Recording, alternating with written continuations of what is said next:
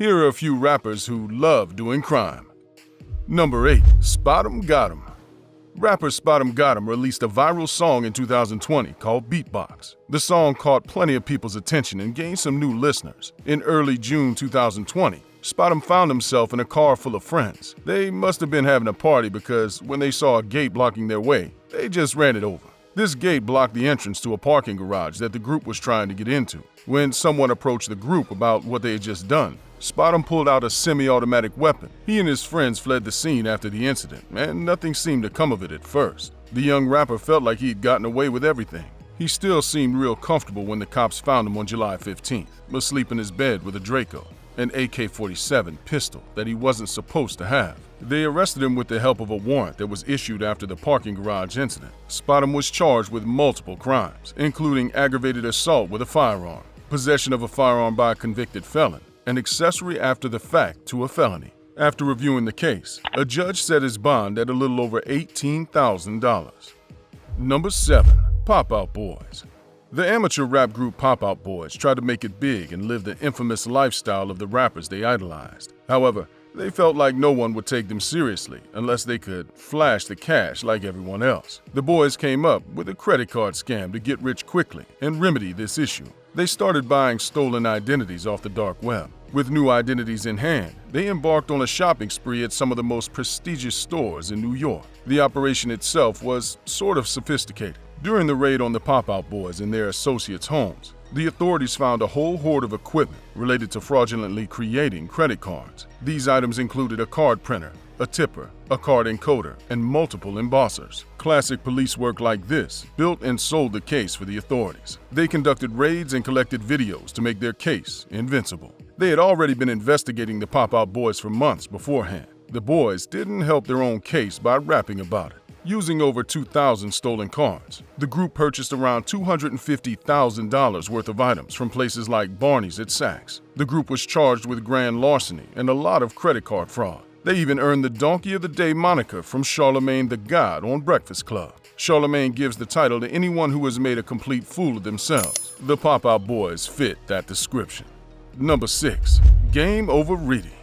Reina Oliver, better known by her rap name, GameOva Reedy, found herself in a bit of trouble in 2019 when Child Protective Services came knocking. Reedy, who reported feeling unwell, decided to send her kid to school alone in a Lyft. The driver later stated to police that he told her he couldn't take the child by themselves. However, Reedy reportedly went back into her home and didn't return. This prompted the driver to take the kid to the nearest sheriff's office to wash his hands of the issue. At this point, things moved rather quickly, and Reedy was arrested on charges of child endangerment. In Louisiana, this is considered a misdemeanor and carries around a 6-month sentence. This was not her only problem, though. Upon further investigation, the authorities found 2 warrants for outstanding traffic violations on Reedy. Reedy is another honored recipient of the coveted Donkey of the Day moniker given out by the Breakfast Club in the episode Leave Your Kid for the D Challenge. The name references what Reedy originally got famous for. She started an online challenge called For the D that had celebrities like Cardi B joining in. She called herself a trendsetter for it.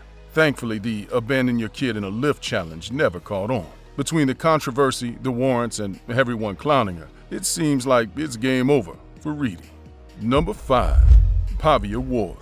PAVIA Ward is a rapper from Manchester, UK. In 2020, the artist found herself at the Piccadilly station in Manchester. The staff observed that she was too intoxicated to travel and had the authorities approach Ward and ask her to move along. Ward didn't take too kindly to that. She began cursing and shouting at the staff and officers. She also broke social distancing rules that were in place by getting closer than 6 feet. The officers had no choice but to remove her by force. When they attempted to escort her outside, she resisted them by struggling and even dropping her weight to make it more difficult. Once they got her out, she went straight back into the station. The officers tried to detain her again, but she was able to slip her handcuffs and yank at her own hair. During the complicated, if not a bit funny altercation, one of the officers got bit by the wasted rapper. They'd already charged her with being drunk and disorderly, but her bold act of defiance could have added assaulting an officer to the list. When asked about her side of the story, Ward claimed that she did everything in self-defense and never did anything wrong.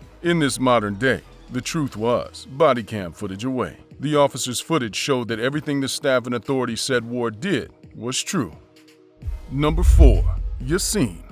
Yasin is a rapper in Sweden who took the scene by storm when he first popped up. He has thousands of people listening to his music every month. However, this isn't to say that he is without controversy. Like many other rappers, Yasin is no stranger to the grittier side of life. He was arrested many times over his young life. Yasin had multiple drug-related offenses in 2015. He was also convicted on gun charges in 2018 and sentenced to 2 years and 3 months behind bars. Police also questioned him about the suspicious passing of his friend. So it was no surprise when the young rapper was once again arrested in connection with another crime in 2020. One of Yasin's rivals, a rapper named Ina, was kidnapped and beaten.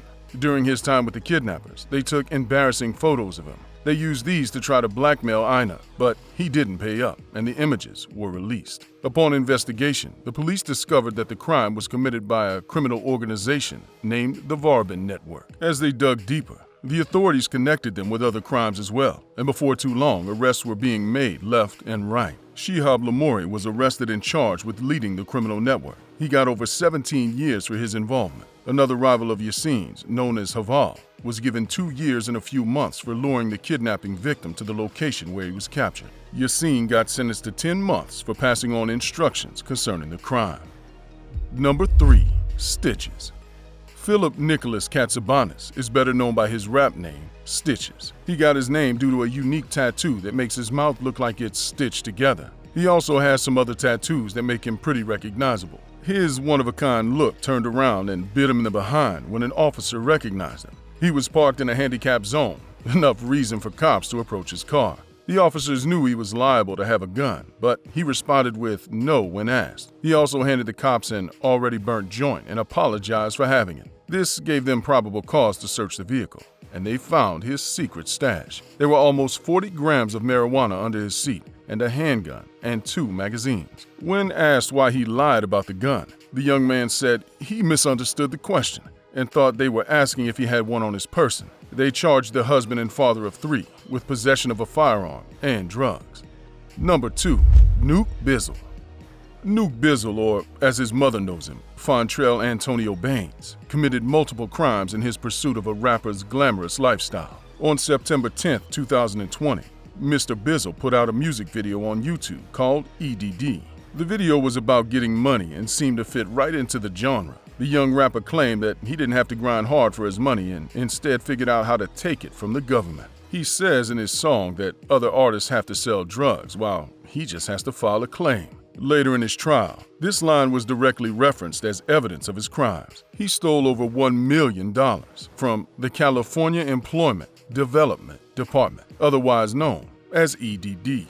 How did Nuke scam so much money in such a short amount of time? Well, he scammed relief funds meant for people struggling financially through the COVID-19 pandemic. The payouts came in the form of prepaid debit cards in the mail. The rapper used stolen identities to obtain almost 100 cards and spent them on everything under the sun. He purchased merchandise, different services, and straight up withdrew the money. Mr. Bizzle and his entourage were funding their flashy lifestyle with benefits that belong to other people. They might have gotten away with it too, if not for that pesky music video. However, like some real-life version of the famous Key and Peele sketch, he ratted himself out in the song. Bizzle was arrested on September 23, 2020, while partying in Las Vegas with his ill-gotten gains. He was charged with 3 felonies, including access device fraud, interstate transportation of stolen property, and aggravated identity theft. If Mr. Bizzle is found guilty on all counts, he could end up spending the next 22 years of his life behind bars. It seems like bragging about scheming the government wasn't Bizzle's best bet. Meanwhile, that's only the tip of the Nuke Bizzle iceberg. Click here for the full video on Nuke Bizzle. Number 1. C Blue. Rapper C Blue, or Cameron Williams, wears many hats. The young man was an up-and-coming rapper and well-known Crip member. He's also a criminal with gun possession charges. In January of 2022, he added assault to his rap sheet. On January 18th, officers responded to a call about Mr. Blue causing a disturbance. They approached the young man and ordered him to remove his hands from his pockets. When he didn't comply, the cops struggled with him. During the ensuing fight, a gun went off and, in a Cheddar Bob-like moment, hit one of the officers and C Blue himself.